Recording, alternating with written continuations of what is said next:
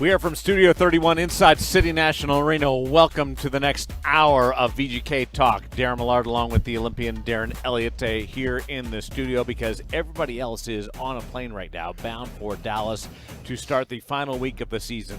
To set you up properly, the Vegas Golden Knights are on the outside looking in, 3 points back of a playoff position behind the Dallas Stars with 3 games to go following yesterday's overtime defeat against the San Jose Sharks. You've had some time to digest this. It was disappointing at the time, but at least you got a single point. I know that's not a huge consolation. Where's your head and your heart right now, and are they in the same place, Darren?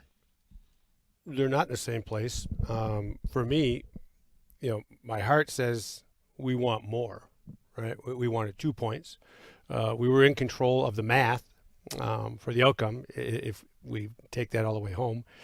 Didn't happen.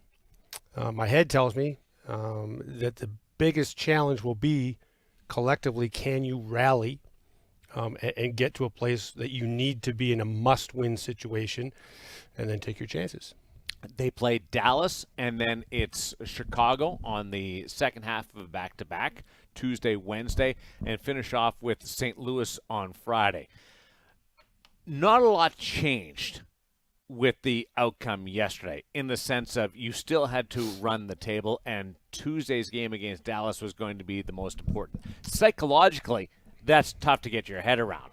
But in reality, tomorrow night is still the biggest game of the year. Well, and nothing changed heading into Dallas. You had to win in regulation, regardless of the outcome of last night. But some things did change because at that point, you were able to, if you went to us, so nothing changes for tomorrow. That was going to be the same regardless of last night. What does change is the fact that you look at, then you just had to, if you win that game, then you just had to match whatever Dallas did the rest of the way. You didn't necessarily have to win out. That was the easiest, cleanest way, but it wasn't the only way. Now you you definitely need to win out. Yeah, there's options that are available to you that you're going to lean on if you're a Vegas Golden Knight player, manager, coach, or fan that you didn't want to use yesterday. Yeah, and again, for the short term, leading into Tuesday, here we are Monday, nothing changes. Regardless of what happened last night, you got 1 point, 2 points. You needed 2 to control it. You no longer control it, but that's not the focus. The focus right now is Dallas in Dallas and winning in regulation. Dallas Stars against the Vegas Golden Knights tomorrow afternoon. A crucial game for both sides. Dallas can virtually punch their ticket with the victory tomorrow night. For the Vegas Golden Knights, they can climb within 1 point of a playoff position if they win in regulation tomorrow night against the Dallas Stars. It can't be even. It can't be all copacetic, but if you size up these two teams and the schedule down the stretch, they both have opportunities. Chicago's not a world beater. Anaheim's not a team that Dallas should have any trouble with.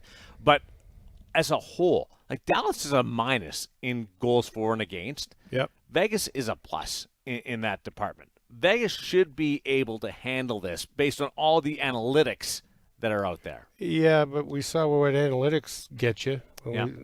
New Jersey Devils. Remember that? That wasn't too long ago. So it when you strike a team at this time, so Anaheim right now, they're losing, Getzlaf retired. Fowler's expecting, so he might have. They might be depleted beyond just their position of not going to the playoffs. Phoenix Coyotes, who knows what team you're going to get there? That's been all season long. So sometimes you can come up against a team that you think analytically, yeah, we should have no problem here, and it becomes problematic because of the guys that have been infused. Look at the shootout last night, Bordelot. Nobody had, Fifth NHL game. Right. Logan Thompson has no book on him. He has no book. They just went head-to-head on their strengths, and Bordelot won in that situation. That happens this time of year around the National Hockey League. So big picture, you're down 3 with 3 to go. Yep. You don't control your own destiny. More specifically, yesterday you're up a pair on 2 different occasions, and San Jose ties it inside of the final second. it wasn't even close. One of those ones where you take a look at it and you wonder what the clock, like it was the longest 0.9 of a second ever because it was a standard goal. Was there an obvious error made yesterday, or was it just things coming together at the right period for San Jose? Some good fortune. The fact that they didn't, quit, they kept playing. That's really impressive.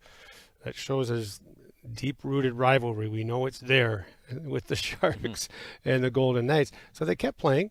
There were some plays that, you can always go back and say, coulda, shoulda, woulda. But there wasn't that obvious giveaway. When I went back and watched it last night and thought, what did I miss here in the final 2 minutes? Okay, so with 2:06, which ends up being the goal being scored, the long-range wrister that just found the net, right? Yeah. Didn't touch a thing. Lots of people in front. There's a long-range rim from the far side all the way around the boards. That's not a good play.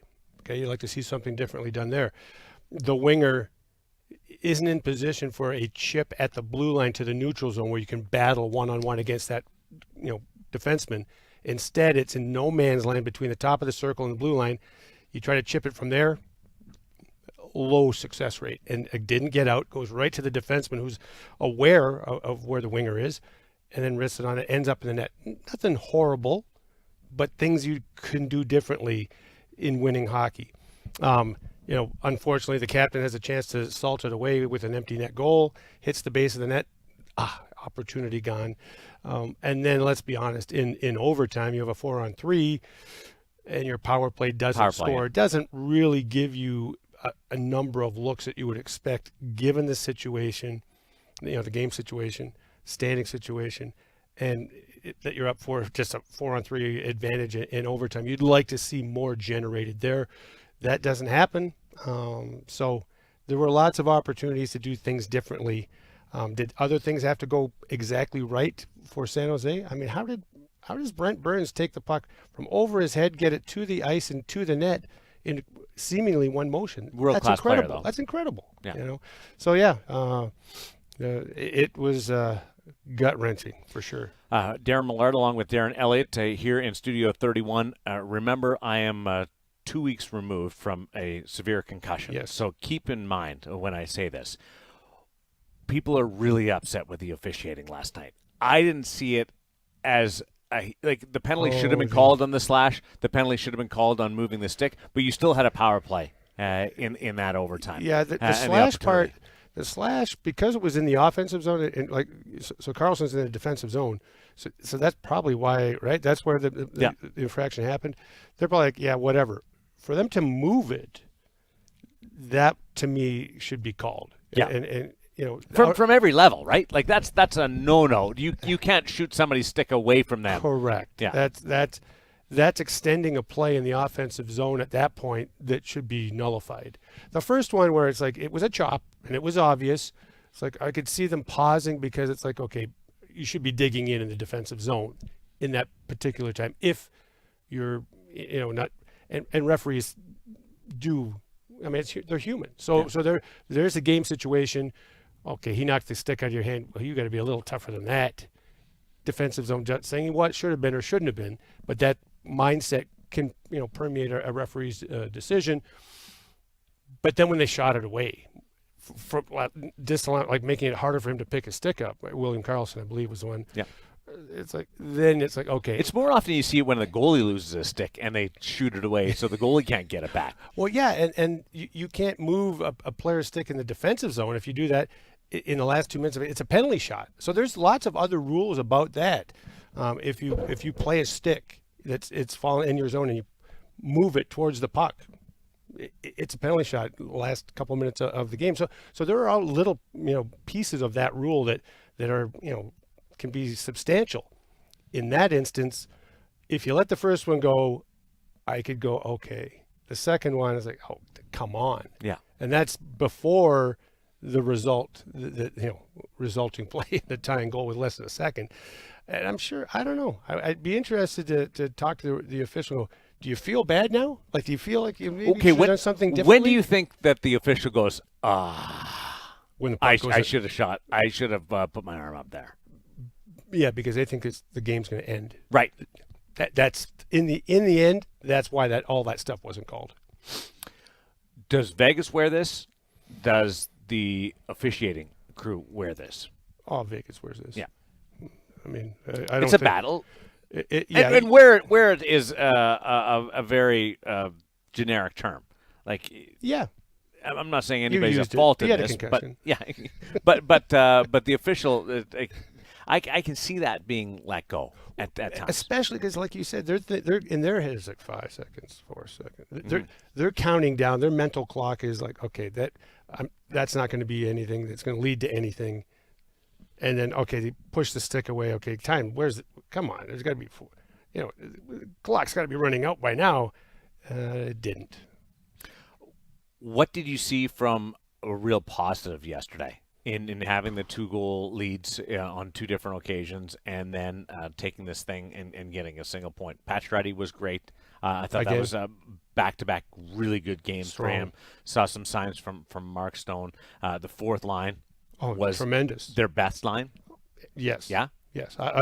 Most before consistent. Colasar left. Yeah, most consistent, and I think that's close to the lineup that you would have expected, right? Other than maybe the misfits with Smith out. I mean, that's how you envisioned this team way back when. It hasn't had time to gel. Hopefully it does heading into the postseason. But I mean, Nick Wa's had a tremendous season. And Keegan Colasar has really gained, to me, he's gained a lot of confidence with the puck. Well, that matches nicely now with a more confident Nick Waugh, who has 15 goals on the season. Then you add Will Carrier. It's like, wow, that line, that's a mismatch no matter what fourth line you put him out there against. And then I don't even like calling them the fourth line because you can play them up and check them against somebody else, top 2 lines and not miss a beat. Oh, at times this year, that's been your third line. Correct. Knocking on your second line, right? With everything that's been out there. Tonight's a bit of a pause for us on the schedule. Philadelphia and Chicago are the only game tonight, and then we get back into it on the Western Conference playoff chase tomorrow night. Yeah, a lot of games last night. It was like 11 or 13 games tomorrow, and just one. It is a big pause, and neither team going to the postseason. So. Just take stock and take a deep breath and get ready for tomorrow because it's going to be a nail biter. What do you do if you're a player tonight? How do you handle the night before the biggest game of the season? Like anything else, I don't think you change anything tonight. You go out with the group. You go out as a team. You go out to dinner with the group that you usually hang with, and then tomorrow is just a work day. And when I say just a work day, you're finely tuned or attuned in terms of what you have to do mentally to be ready to perform at your best. That's what you're trying to do every single night, but especially when it means everything. And athletes embrace this. I know that's the one thing that the beer leaguers maybe don't. Because everybody thinks this is stressful, this is grinding, this is terribly pressure-packed. I looked at them the last couple of days at practice and then at the game yesterday, and looked like they were having some fun. Pressure is if pressure isn't external, pressure is internal. So as long as you manage that internally, the other is just white noise. I know people want to make it out to be more, right? But it isn't.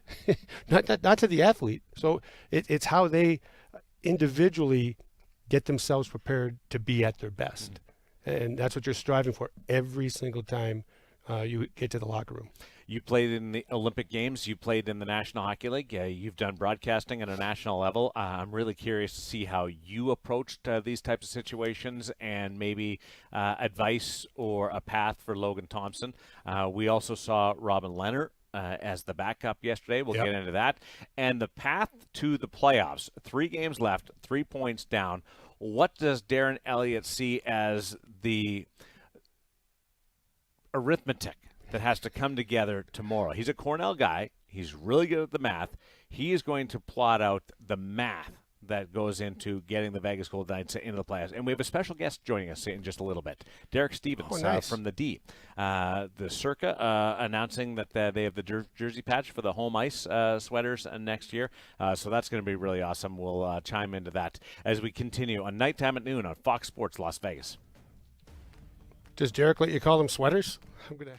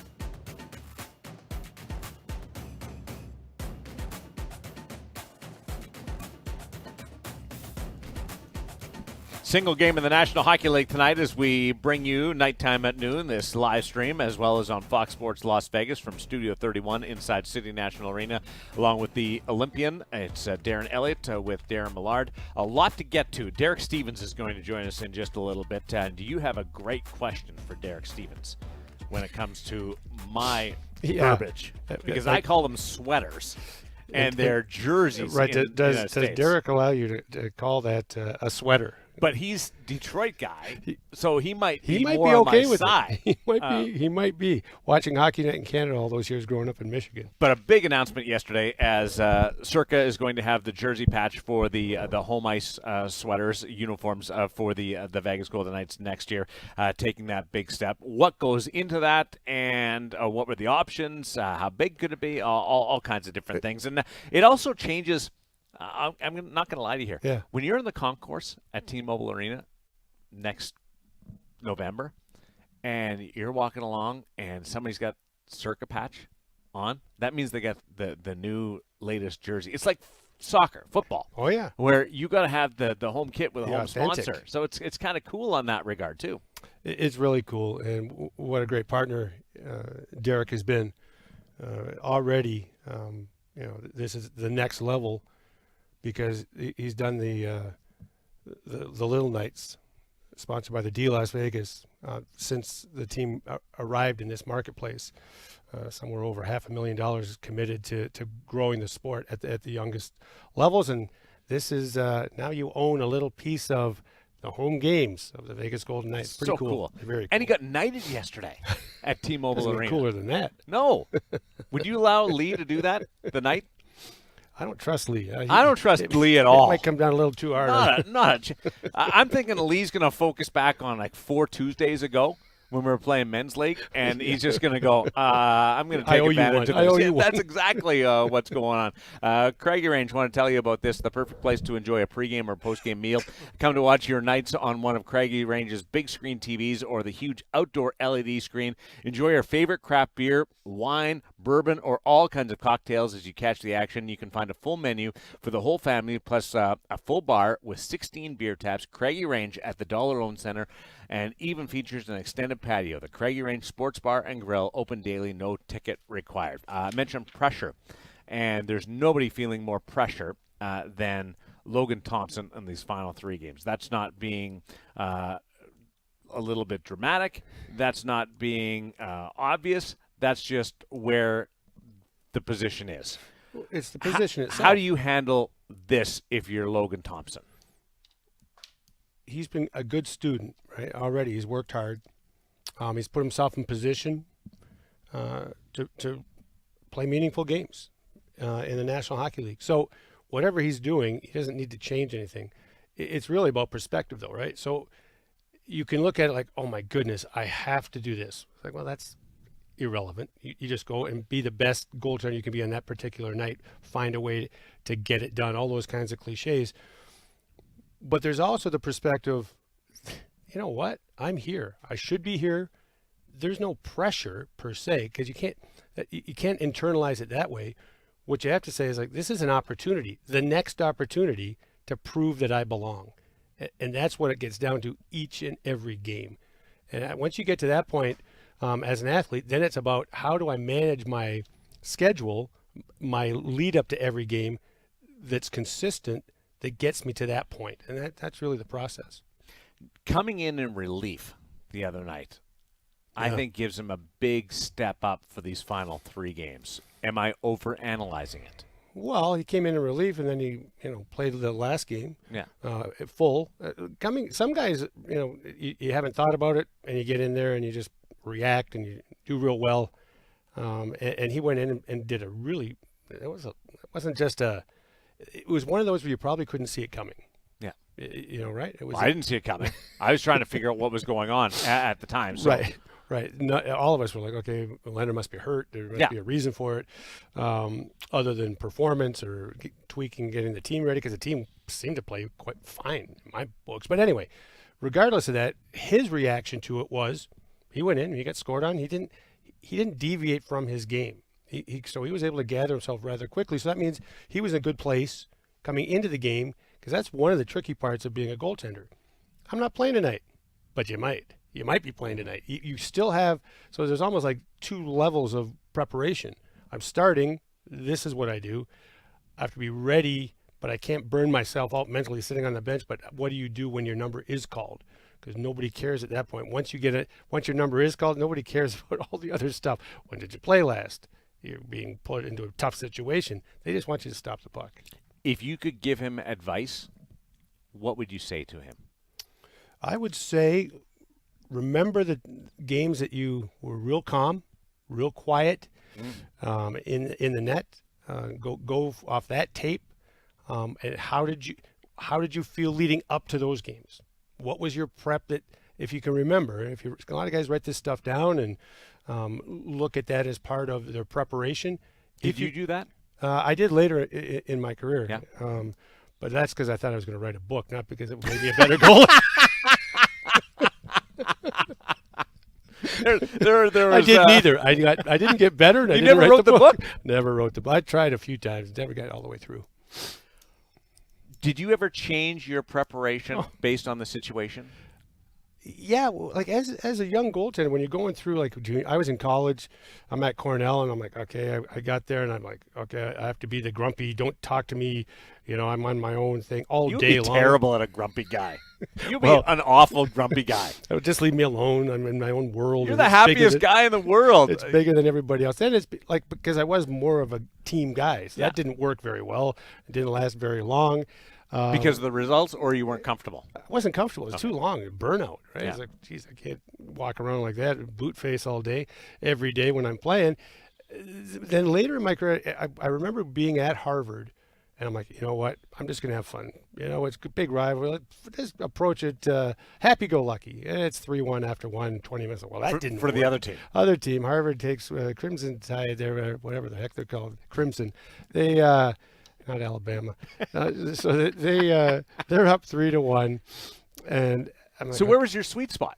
Well, that was it, right? Like, the whole thing, right down from what you ate, when you ate, like you come in, it's like pregame meal is at this time. Well, what if you don't like eating at that time? And it's steak or chicken. Well, what if you don't like eating all that heavy food middle of the day?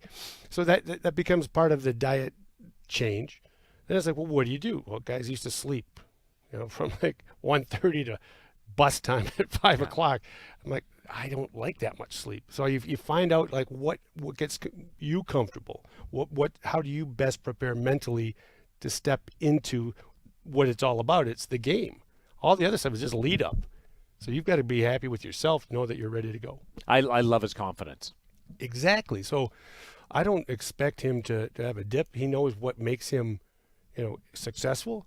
And like I said, if there was any advice, like, well, when you were the most successful on the ice this year, leading up to this year, what did you do? What went into that? What were you feeling? Try to get to that spot.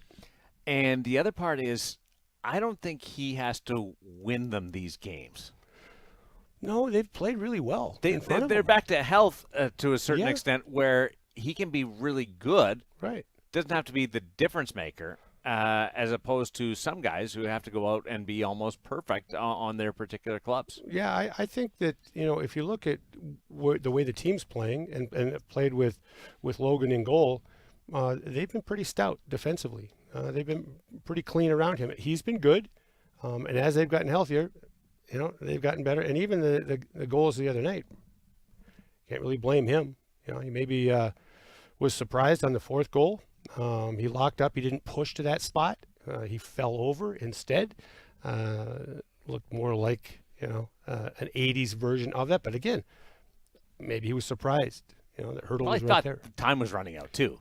Well, you're always playing the puck. So that part, you're not in your head. It's not about that so much. Mm-hmm. I didn't think he overcommitted too much. Were you watching the clock? Or were you watching the play? I was watching the play, and so I didn't realize that it hit Petrangelo's glove the first time. I just thought it was off the inboards, and to Hurdle, who evaded coverage and detection, was wide open, which shouldn't happen. But the second thing is, I didn't think that Logan overcommitted on the shot that was wide on the short side by Burns too much.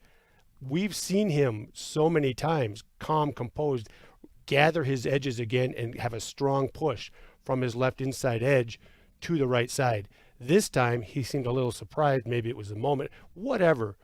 He kind of fell over on his side with no push, and not that he would have made the save anyway, but technically, you'd like to see a different decision in that moment. Well, now they're trying to patch the hole. That's actually going to happen next year Yes. with the jersey patch that's Yes. going to be on. Derek Stevens is going to join us in just a little bit. Nice. He's going to pop on, and he'll give me the advice. Can I call it a sweater or is He'll it make jersey? the decision. And he is the man that will make that total call. Stop by and visit City National Arena, located in downtown Summerlin. That's where we are right now. Bring the family to learn to skate like the pros at the official practice facility of your Vegas Golden Knights. For hours of programming, visit citynationalarena.com. The jersey patch, the first ever for the Vegas Golden Knights, belongs to Circa. Derek Stevens will join us on the other side of Nighttime at Noon on Fox Sports Las Vegas.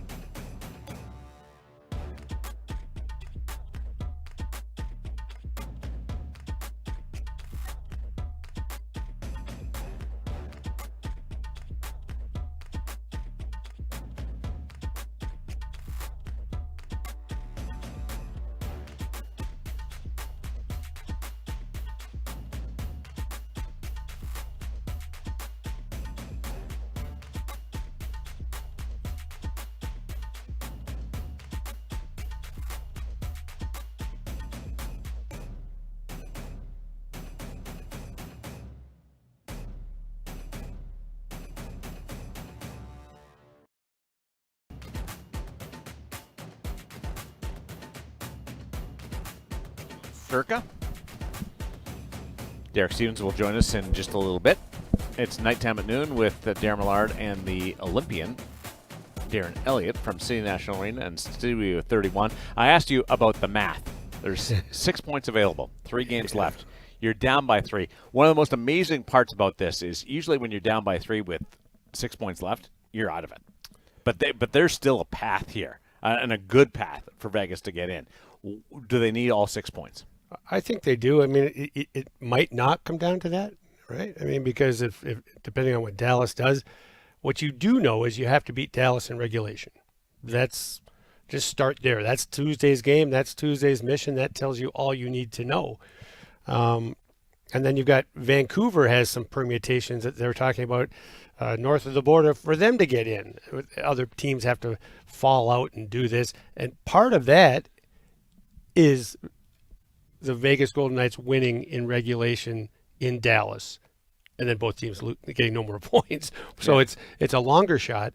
But from a Vegas Golden Knights standpoint, you must win in regulation, then you've got to gather yourself and play in Chicago, and you're probably going to need all six.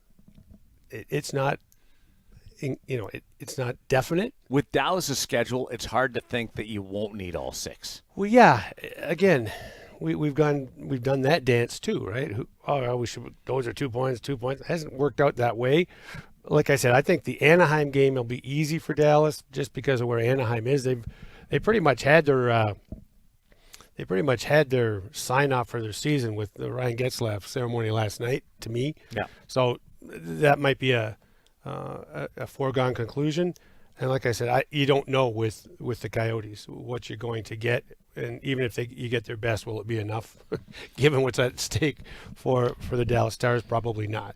Well, even with all the drama around the Stanley Cup playoffs that is surrounding the Vegas Golden Knights right now, there was big news yesterday with the first ever jersey sponsor for the Vegas Golden Knights belonging to Circa. And Derek Stevens joins us from the D and Circa as he comes to terms with that deal yesterday. Congratulations. How does that feel?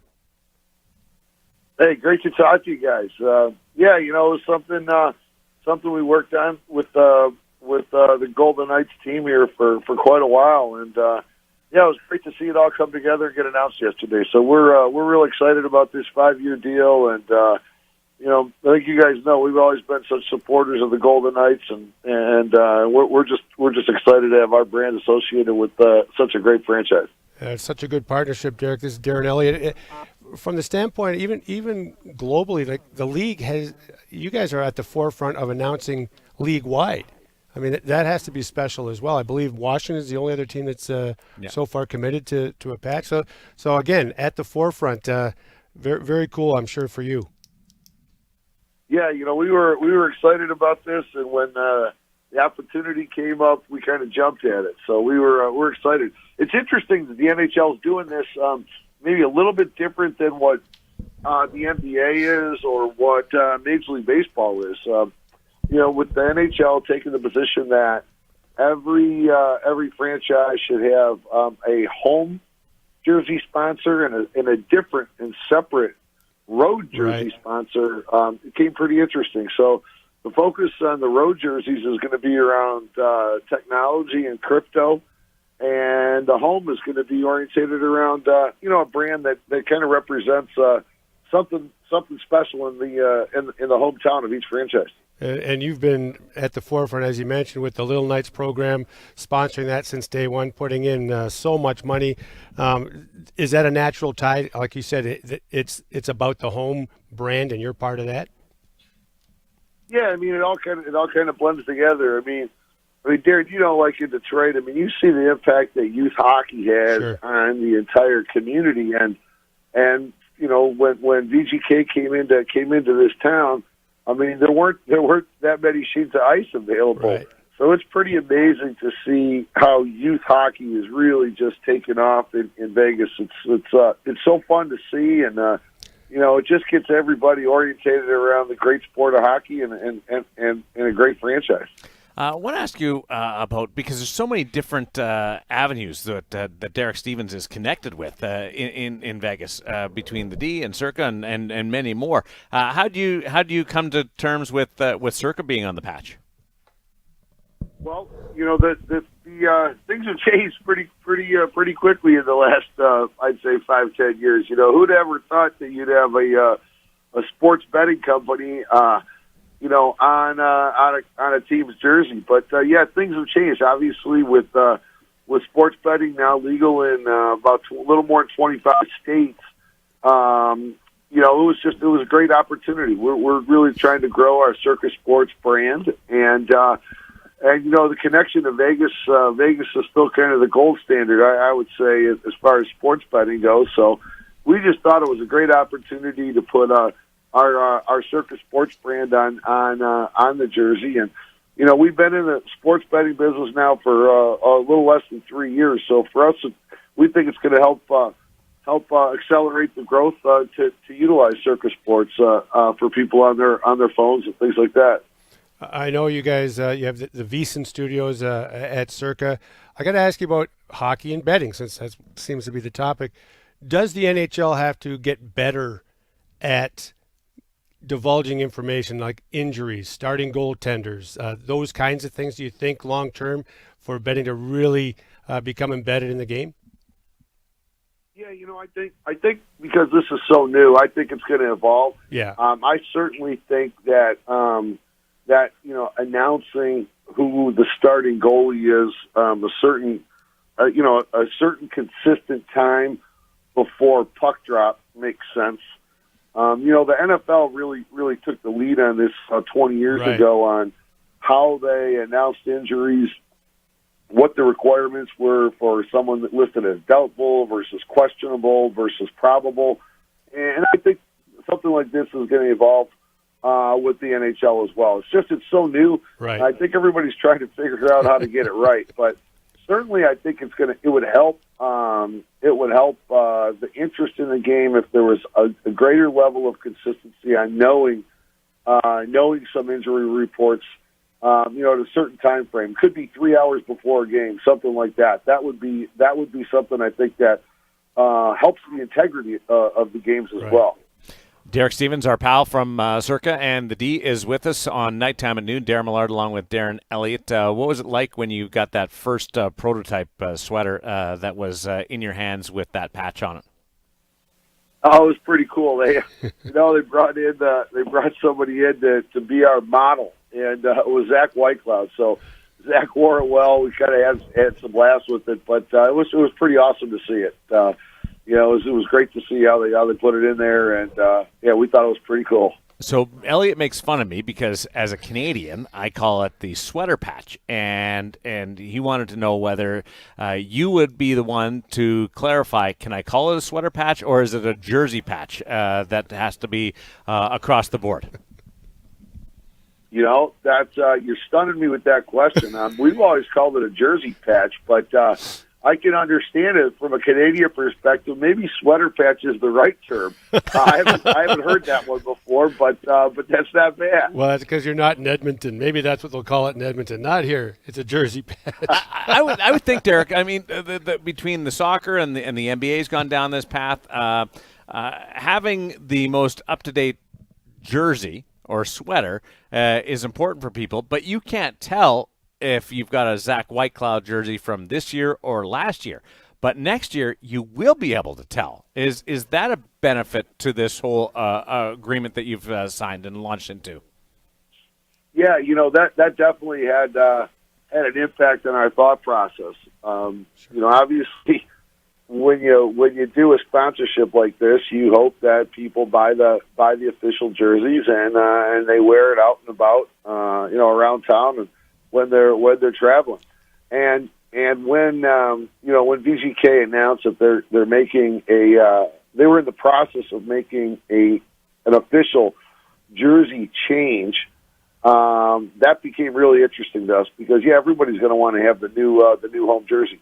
Now, one of the behind the scenes things that I thought was pretty interesting is that the Golden Knights actually don't have authority to change their home, their road, or their alternate jersey. That has to be approved by the NHL. Yeah. So while we were negotiating the deal, that there was nothing that we knew for certain that Golden Knights would have a new home jersey next year. So while we were going through the negotiation, that approval came through from the NHL. And then we got pretty excited because with the new home jersey, everybody's going to want to get the new one, the new color, and all that. Wow! So did Gary Bettman phone you directly? Scoop? Not me, but I know either he or his. No, it actually was Gary because he actually had to approve the video and with these jersey patches because it's so new. He actually he actually said that he is personally overseeing every one of these coming through. So he didn't call me; he called the Golden Knights guys. But yeah, he personally was involved in all these. Were you distracted by the word that you had to get knighted last night by Lee, and were you nervous? Well, yeah, I mean, I got thrown that one about 2 minutes before we got up there, and no, I wasn't nervous. The only thing I was nervous was, like, how was I going to get back up? But well, we had enough crew there, so I just didn't want to get stuck on a knee. That'd be a concern of mine too, to be honest. I was going to say you can tell that we're all three of us are buddies because we all understand that really well and have experienced that. So what do you think it'll be like that first game next year with that jersey patch on there?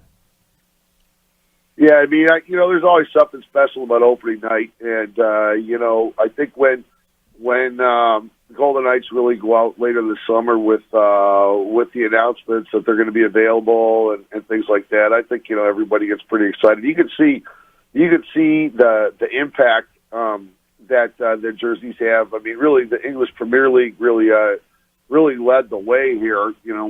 With their teams basically having a different jersey every season, right? And jersey retail sales are a big economic impact for the team. So I think we're going to see a little bit of that here. We're going to see that throughout the entire NHL with these new jerseys. So yeah, I think there'll be a little excitement around it. I think it'll really hit home opening night next year in the Cabana with the jersey on, with the patch on, watching the big screen at Circa.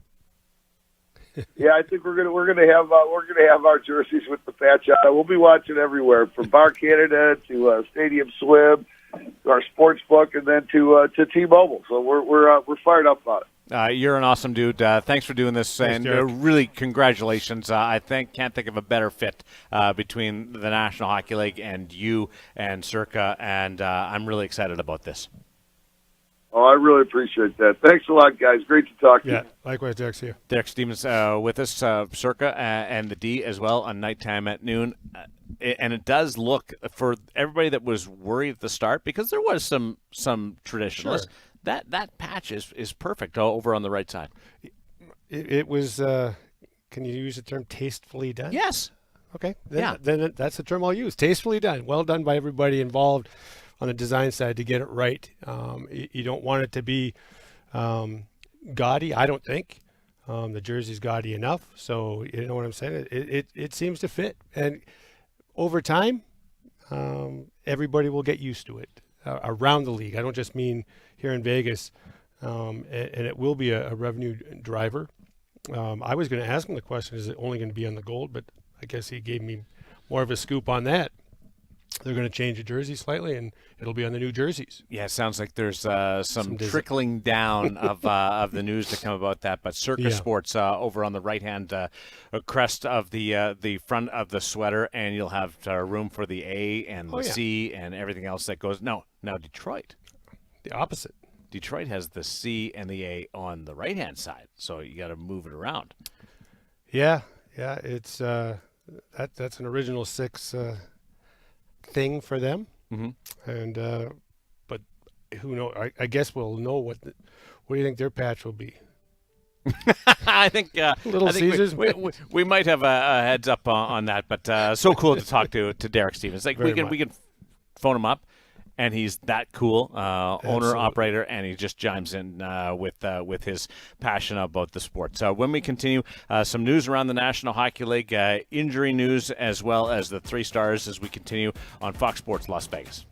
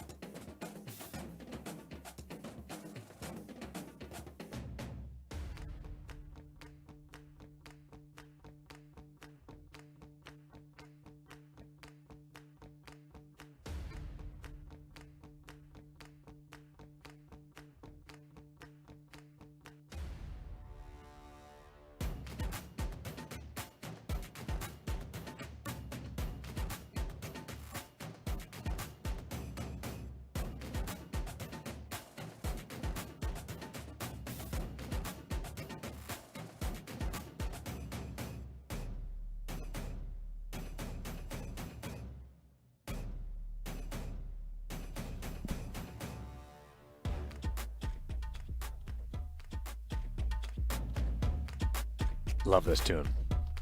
I probably cover as much range as anybody when it comes to music. Like, Okay. we've got Alice Cooper coming in to the Dollar Loan Center, a big concert, the Muscle Tour, in just a little bit. The Rock and Roll Hall of Famer inductee. Alice Cooper headlines on Saturday, October 8th. Cooper will be joined by special guest, my favorite Kiss artist, Ace Frehley, the Spaceman. He'll perform his #1 sales charted Billboard album, Detroit Stories. That's Alice Cooper. Tickets start at $59 and go on sale Friday, April 29th. Visit thedollarloancenter.com for details on this landmark event at Henderson's newest entertainment venue. You've seen Alice a few times. I have, and good to see that they're still playing. I just liken these old rockers to the old blues guys. Play until he can't play anymore, I guess. I think that's what happens when Ace is out there, when he does his thing. Oh, an unbelievable book, too, Ace Frehley. I know you're still working on your book, but Ace Frehley... Probably way more exciting to read Ace Frehley's book. Well, I think there's been more brushes with death with Ace than with you, and you've had a couple of good ones. Let's talk about the Masterton Trophy nomination just announced from the Professional Hockey Writers Association. Congratulations to Jack Eichel, who is the Vegas nominee for perseverance and dedication to hockey. The way he's come back has been amazing. I mean, that's what the award's all about. Typically, somebody that's overcome something major in their life to come back and perform at the National Hockey League level. And that's Jack Eichel this year. Guy Lafleur passed away on the course of the weekend, number 10 with the Montreal Canadiens, the ovation. The ovation and the tribute Yeah. was tremendous. Montreal knows how to do that, honor their stars, and he was a superstar. You played against him. Yes, I did. I can honestly, 2 times that I remember having to snap myself back into, you're competing, quit watching, was Guy Lafleur coming down the wing and letting a slap shot go. The other one was Gilbert Perreault, because I was a Buffalo Sabres fan growing up. Watching him stick handle, that's Gilbert Perreault. It's like, oh yeah, you're the goalie for the LA Kings. You better get back in the game instead of being, like you're a fan still. Those were the 2 times. Guy was fascinating. He won every individual trophy that you could think of. Conn Smythe and Calder and first overall draft pick, Hart Trophy, all of that. I'm not sure he was ever the best best player in the world at the time, but the best goal scorer in the world. A lot like Ovi, right? Yeah. I mean, he wasn't physical like Ovi, but in terms of how you maybe characterize him, there were players that got more accolades. What I will say, because I got to know Steve Shutt really well as a teammate later in his career after he scored all those goals playing with Guy Lafleur. Guy Lafleur was a scorer. He made Steve Shutt a scorer. So he was also a very good playmaker. In tandem, there might not have been a better twosome until a guy named Gretzky and Curry came along. But those were 2 wingers, which was the weird part of it. Right. That were in tandem. It didn't matter whether it was Jacques Lemaire or Pete Mahovlich as their centerman. Those 2 guys were in sync from the moment they were put together by Scotty Bowman. And Guy lived life. Like the helicopter pilot, the butts every now and then between periods. Yeah. There was so many Guy stories. Well, he didn't get cheated. Yeah. But I will say 2 things.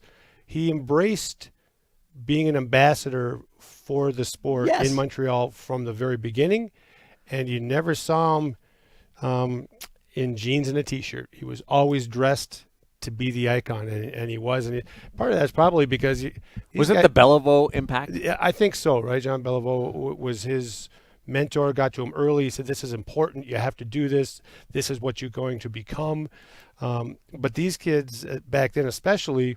I remember all the way through Mario Lemieux. These guys coming out of junior in Quebec, they're already icons at 14, 15, 16, and that carried on in the NHL. Want to mention the Fan Appreciation Day yesterday following that game, and that was great for the players to come out because that was gut-wrenching at the time. But the First Star Award went to Evgeny Dodonov. Congratulations to him. Vegas Strong Service Award, Mark Stone, who has such an amazing work project going on with both military law enforcement and Care for Kids. And the 7th Player Award goes to Nick Waugh. I think that was really justified. Yeah, very much so. I mean, again, it was nice to be able to honor these guys.